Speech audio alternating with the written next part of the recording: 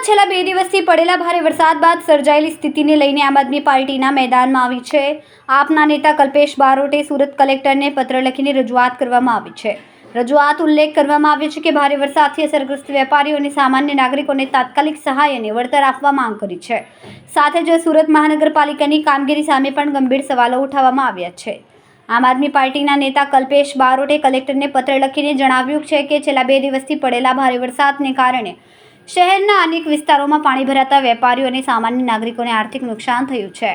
એટલું જ નહીં પરંતુ મહાનગરપાલિકાના ભ્રષ્ટાચાર અને નબળી કામગીરીને આ સ્થિતિ માટે જવાબદાર ગણાવીને તાત્કાલિક સર્વે કરાવીને અસરગ્રસ્તોને સહાય અને વળતરની માંગ કરવામાં આવી છે। કલ્પેશ બારોટ, આમ આદમી પાર્ટી સુરત।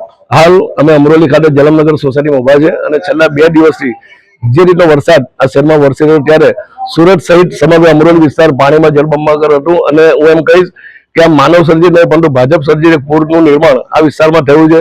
એક બાજુ હવામાન વિભાગની આગાહી હોય છે કે ભાઈ વરસાદની સંભાવના છે, બીજી બાજુ અંબાલાલ આગાહી કરે છે કે ભાઈ 24 થી 48 કલાક વરસાદની આગાહી છે। ત્યારે સુરત મહાનગરપાલિકાના અધિકારી દ્વારા નીચાણવાળા વિસ્તારના સ્થાનિક લોકોને અન્ય વિસ્તારમાં ખસેડવાના બદલે માત્ર ફોટો સેશનમાં કાગળ પર રોડ બતાવે છે અને દર વખતે ચોમાસા પહેલા પ્રી મોન્સૂન કામગીરી કરવામાં આવે છે। ત્યારે આ વખતે પ્રી મોન્સૂન કામગીરી નામે કરોડો રૂપિયા ભ્રષ્ટાચાર સુરત મહાનગરપાલિકાના અધિકારીઓ કર્યો છે। એને કારણે સમગ્ર સુરત સહિત અમરોલીમાં જલમનગર હાઉસિંગ પાણીમાં ડૂબી ગયું છે। ત્યારે આજે જિલ્લા કલેક્ટર પાસે માંગણી કરી છે કે જે નીચાણવાળો વિસ્તાર હોય, પછી અમરોલી હોય, ભેસ્તાન હોય, પાંડેસરા હોય, વરાછા હોય, કાપોદ્રા કે પુણા જેવા વિસ્તાર હોય, જ્યાં પણ પાણી ભરાયું હોય ત્યાંનો તાત્કાલિક સર્વે કરીને અસરગ્રસ્તોને તાત્કાલિક સહાય આપવી જોઈએ એવી અમારી માંગણી કરવામાં આવી છે।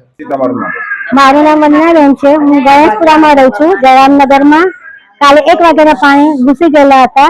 પેલા તો વરસાદ બહુ જ પાણી આવ્યું, વરસાદનું પાણી ઘૂસ્યું, પછી ગટર લાઈનના લીધે ગટરનું પાણી ઘરમાં ગંદુ પાણી આવ્યું, અડધા ઘર ડૂબી ગયેલા હતા, સોફા ડૂબી ગયા, અનાજ પાણી ડૂબી ગયું, નુકસાન થયું છે અમારું। તંત્રને શું કહેશો? તંત્રને શું કહેવાનું વળી, બધું પતી જાય પછી તંત્ર બધું કેવા આવે ને કરવા આવે, શું કરવાના છે? પાણી પહેલા તો વરસાદ નહીં આવ્યું પણ ગટર લાઈન ના લીધે જ વધારે પાણી આવ્યું। ગટર લાઈન અંદરથી આગળથી જામ કરી દીધી હશે એટલે એમાં અડધા એમાં જ ગટર લાઈન નું પાણી ઘૂસ્યું છે। કેટલું નુકસાન છે અંદાજે?